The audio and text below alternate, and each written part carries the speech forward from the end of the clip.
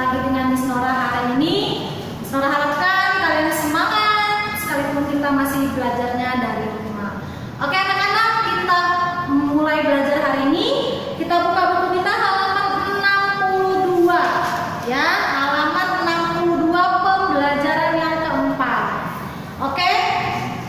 Nah, ini membaca kisah atau tentang dongeng ya, dongeng antara ayam jago, tentang ayam dan elang.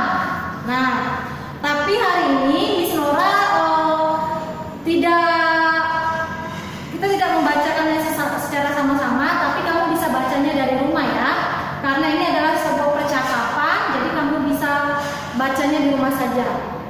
Nah, kita lanjutkan ke halaman 63 yang ayo diskusi ya.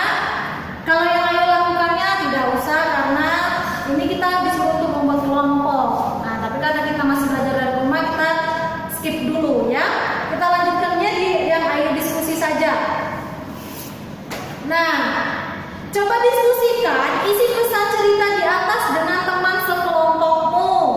Tulis hasil diskusimu pada tempat berikut. Sajikan hasil diskusi di depan teman-teman sekelas. Nah, karena kita juga masih belajar dari rumah, kan kita nggak mungkin bikin diskusi. Jadi hari ini kamu tulis seperti yang Miss Nora sampaikan, ya. Jawabannya adalah yang pertama, tidak boleh menghilangkan barang. Tulis ya di halaman 63 yang di ayo diskusi itu. Yang pertama, tidak boleh menghilangkan barang. Lalu kita harus menjaga barang. Sudah? Yang ketiga, kita harus menepati janji. Nggak boleh ingkar janji. Kalau ingkar janji berarti bohong, ya. Lalu yang selanjutnya, kita tidak boleh meminjamkan barang tanpa seizin yang punya. Jadi kalau misalnya kamu pinjam barang dari temanmu, lalu kamu nggak boleh pinjamkan barang yang kamu pinjam itu kepada orang lain lagi tanpa seizin yang punya. Oke, kita ulang ya. Tidak boleh menghilangkan barang, harus menjaga barang. Yang ketiga, harus menepati janji. Lalu yang terakhir, kita tidak boleh meminjamkan barang tanpa seizin yang punya. Oke, sudah ya. Kita lanjutkan ke halaman 64 yang ayo berlatih. Nah, yang ayo berlatih, tulislah sifat dari tokoh-tokoh dalam dongeng di atas. Nah, tokohnya itu ada 3 ya. Tokoh di dalam dongeng ayam dan elang. Tokoh yang pertama itu ada ayam jago. Yang kedua ada burung elang. Dan yang ketiga ada ayam betina. Ya, ada 3 tokohnya. Pertama ayam jago, elang, lalu ada ayam betina. Nah, kamu menulis sifat dari masing-masing tokoh. Miss Nora udah sampaikan 3 tadi tokohnya. Lalu tugas kamu adalah membuat sifat dari ketiga tokoh tersebut. Tentunya kamu harus baca dongeng ayam dan elang tadi yang ada di halaman 62. Bisa ya? Kita lanjutkan ke yang ayo belajar. Nah, kalau tadi kita belajar bahasa Indonesia, sekarang kita belajar PKN. Ya. Miss Nora bacakan. Sifat ketiga tokoh dalam dongeng di atas berbeda-beda. Ada yang sifatnya suka menolong, baik hati, dan ada juga yang sifatnya ceroboh.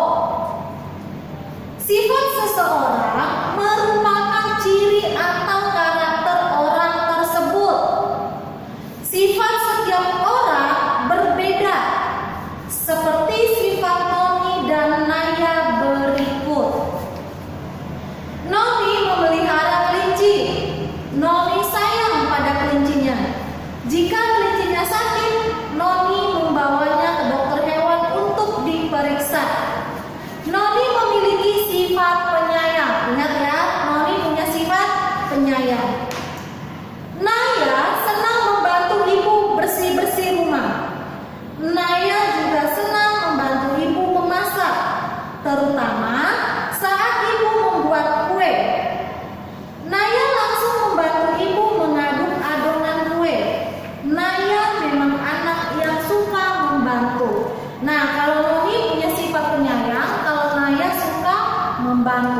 sifatnya.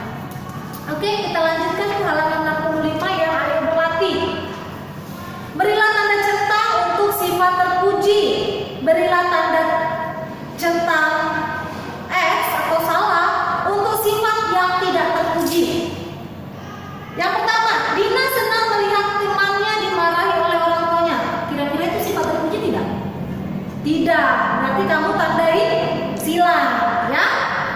Yang kedua, Rindo membersihkan sangkar burung peliharaannya setiap sore. Itu sifat terpuji tidak? Ya, sifat terpuji, berarti tanda centang. Tiga, kakak selalu merapikan meja belajar setelah digunakan. Itu sifat terpuji tidak? Ya. Yang keempat, Arman tidak pernah tersenyum bila bertemu dengan teman-teman. Itu sifat terpuji tidak? Tidak. Kita harus senyum kepada siapapun, apalagi teman-teman kita, ya.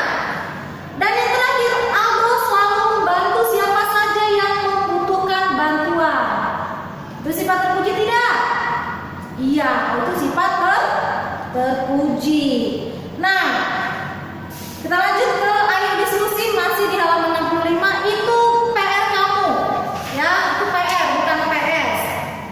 Kerjakan juga di buku paket. Oke, kita lanjutkan ke pembelajaran yang kelima. Ya, cara merawat hewan, cara merawat dan memelihara hewan.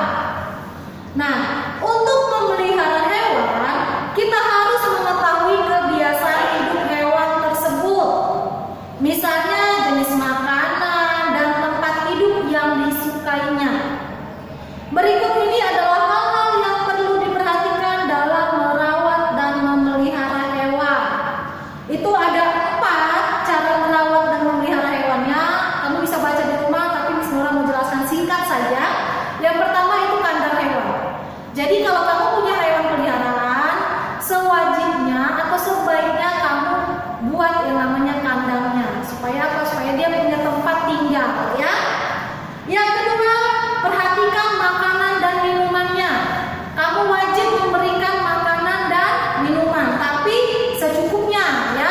Nggak boleh berlebihan, tapi nggak boleh juga kekurangan. Ntar kalau dia kekurangan makan dan minum, dia bisa lapar dan haus, ya. Jadi secukupnya saja. Yang ketiga, kebersihan tubuh hewan.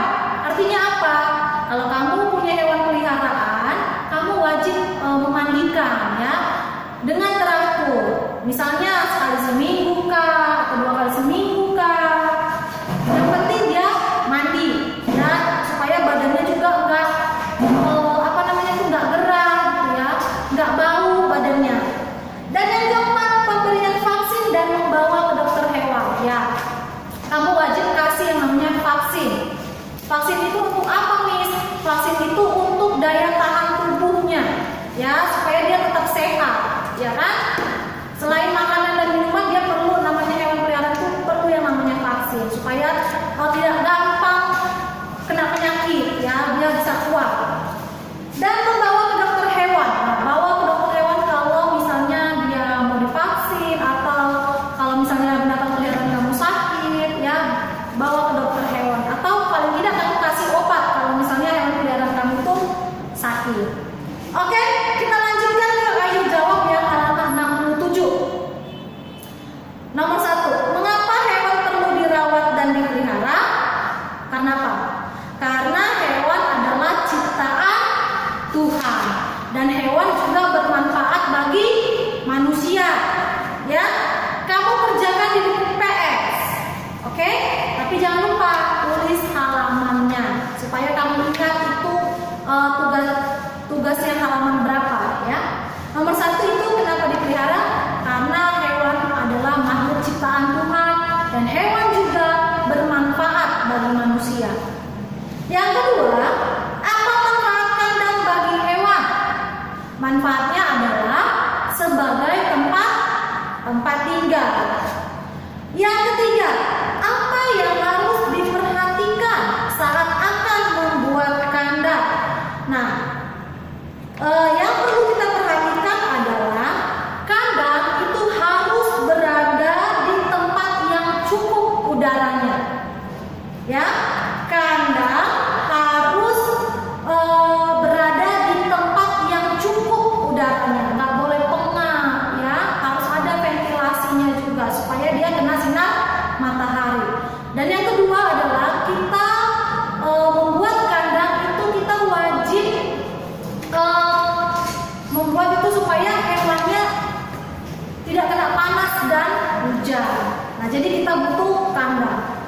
Misalnya ya, apa yang harus kita perhatikan saat membuat kandang? Yang pertama, kita harus memperhatikan atau kita harus membuat kandang itu berada di tempat yang cukup udaranya. Kandang harus berada di tempat yang cukup udaranya. Dan yang kedua, kandang harus kandang itu harus hewan itu harus terhindar dari panas dan hujan. Yang keempat, mengapa hewan perlu divaksin? Kenapa? Seperti Miss Nora sampaikan, supaya tubuhnya sehat, ya, supaya tubuh hewan itu kuat. Dan yang ketiga, tidak mudah terkena penyakit, ya. Dan yang terakhir, bagaimana cara menjaga agar tubuh hewan tetap bersih dan sehat? Caranya adalah dengan kita memandikan hewan secara teratur. Oke? Secara teratur, ya. Yang ayo menulis itu PR kamu di rumah. Nah, apakah kamu memiliki hewan peliharaan? Nah, kamu tulis di sini. Apakah kamu memiliki hewan peliharaan? Kalau iya, tulis iya. Ya. Kalau iya, tulis iya. Apa manfaat hewan peliharaan itu? Tulis apa manfaatnya bagi kamu. Kalau kamu pelihara kucing, ya kan? Atau anjing, atau apapun itu yang hewan peliharaan yang kamu punya di rumah, tulis ya. Kalau iya, tulis iya. Misalnya yang kedua, apa manfaatnya? Tulis manfaatnya apa. Yang ketiga, bagaimana caramu merawat hewan peliharaan? Bagaimana cara kamu merawatnya?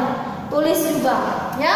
Dan yang terakhir, tulislah pengalamanmu di bawah ini. Nah, kalau sudah kamu selesaikan, tulislah kalau ada ya pengalaman singkat dengan hewan peliharaanmu, tulis. Kalau nggak ada ya nggak apa-apa. Kamu hanya kerjakan yang ini saja, yang pertanyaan-pertanyaan ini saja, ya. Tulis di buku paket, oke? Selanjutnya masih di halaman 67, manfaat hewan liar. Nah, kalau tadi hewan peliharaan, sekarang tentang hewan liar. Ternyata hewan liar ini pun punya manfaat bagi manusia. Kita baca ya. Terhadap hewan liar yang terancam jiwanya, hendaknya kita mau menolongnya. Namun, kita harus berhati-hati saat memberikan pertolongan. Bila hewan yang akan kita tolong tampak berbahaya, lebih baik kita meminta bantuan orang yang ahli untuk menolongnya. Kita menolong hewan-hewan liar agar keberadaannya tetap terjaga. Hal itu perlu dilakukan karena hewan liar juga memberi manfaat bagi manusia. Berikut ini adalah contoh manfaat hewan liar bagi manusia. Nah, di situ ada ular sawah dan burung hantu. Manfaatnya adalah membantu petani membasmi hama tikus. Lalu ada kelelawar dan capung.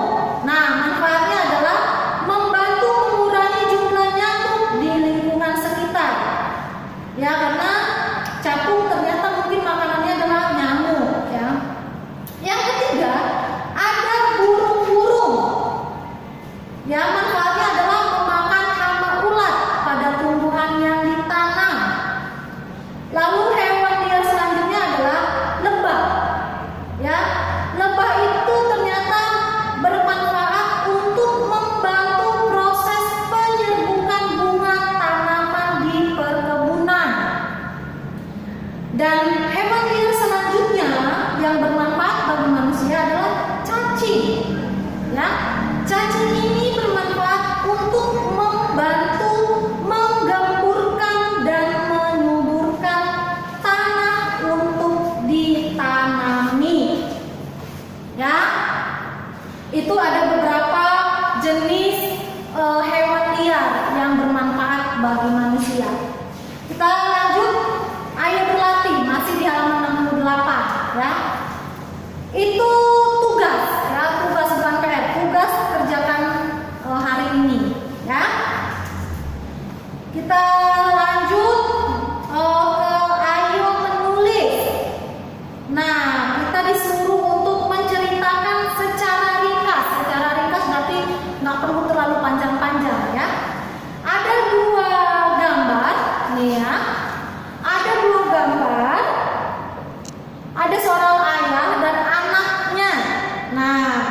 Kamu bisa lihat itu gambarnya.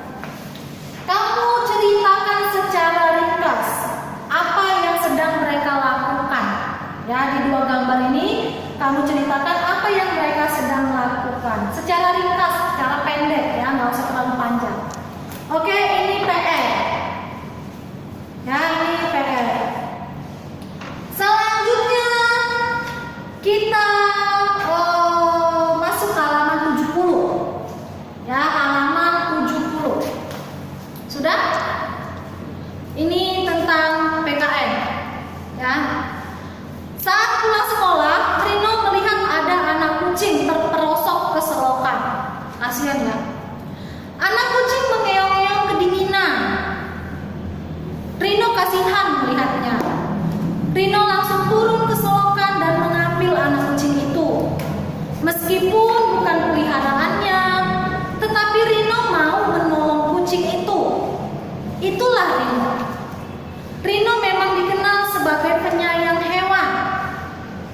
Sikap Rino yang gemar menolong hewan adalah sikap terpuji. Meskipun bukan terhadap sesama manusia, namun sikap Rino juga merupakan pengamalan Pancasila. Pancasila mengajarkan kita untuk gemar memberi pertolongan. Pertolongan tersebut juga kita berikan kepada semua makhluk hidup yang membutuhkan. Sikap Rino sesuai dengan sila kedua Pancasila. Sila kedua Pancasila berbunyi kemanusiaan yang adil dan beradab. Pengalaman sila kedua Pancasila diantaranya sebagai berikut: menghormati orang lain, saling menolong sesama teman, dan tidak membeda-bedakan suku dalam berteman. Ini sudah pernah kita bahas ya.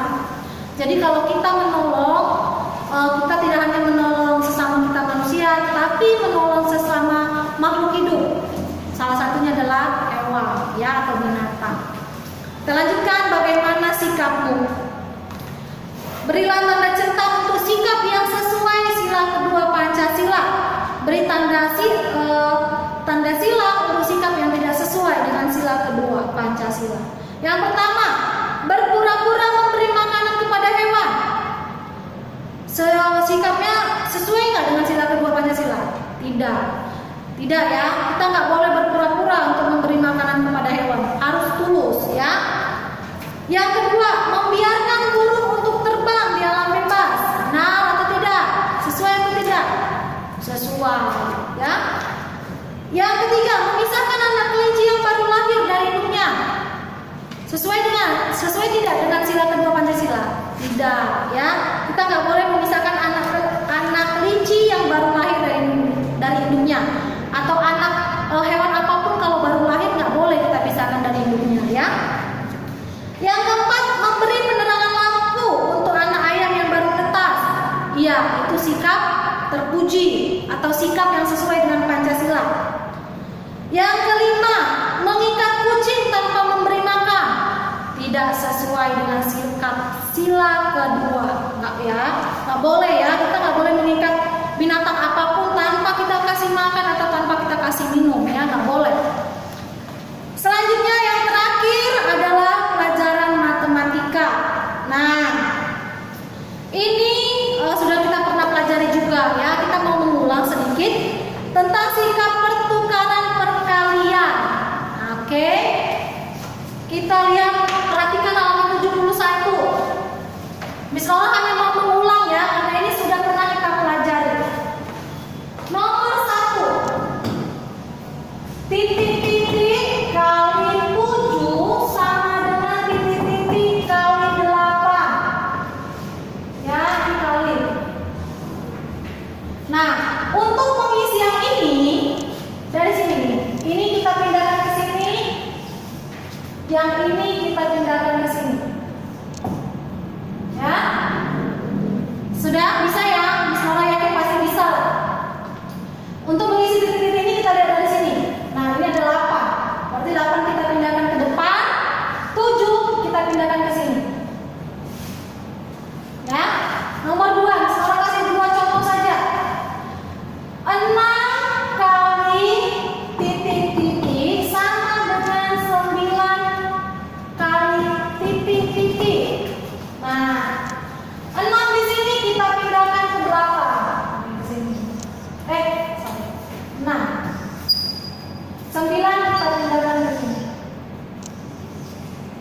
Jadi 6 kali 9 itu sama dengan 9 kali 6. Nomor 3 sampai 10 itu kamu kerjakan hari ini.